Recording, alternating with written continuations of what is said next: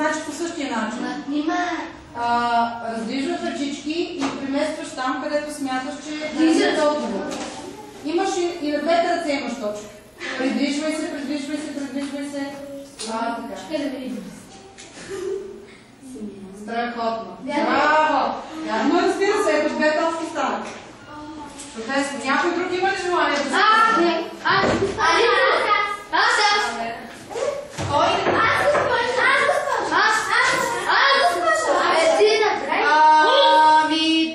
Атанас има страхотно желание, да го уважим ли? Да! Айде, Атанасе! Атанас ще бъде джуджето на Дядо Коледа.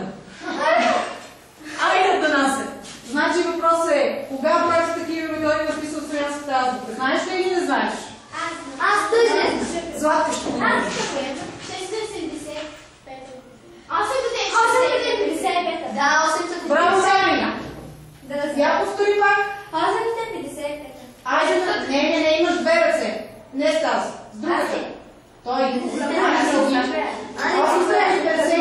Атанас се намери къде пише и съответно този браво. Перфектно. Браво на Атанас, въпреки че Али и отгрешни не. Искате ли да му сложим на Джастин Бибър горе? Да. Айде да му сложим на Джастин Бибър. Така, кой български светец живее по времето на цар Петър? Я ги погледнете, прочетете ги. Иван Рилски, Кирил Философ. Кой от тях е верният отговор? Ще помагате ли бе? Иван Рилски. Браво на Рилски. Браво на... Иван Пилски. Правилно. Иван Пилски. Опа, браво!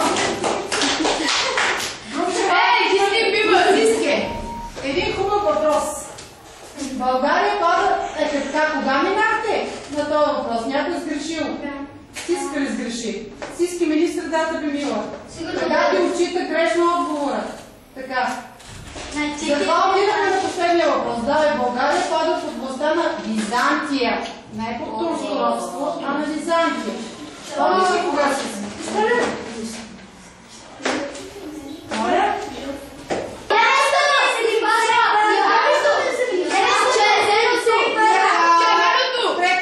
Имаме спор по история.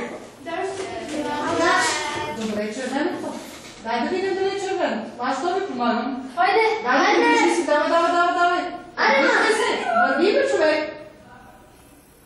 Можеш да вървиш, той ще те засече да те... Добре. Край на тест. Имате една единствена грешка.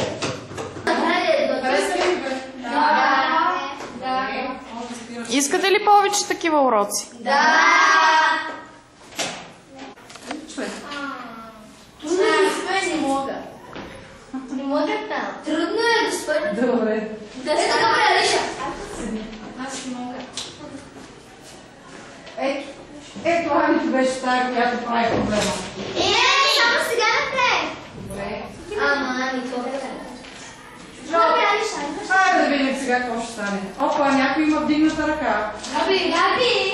Габи, току-що прибра цялата мишка само за себе си.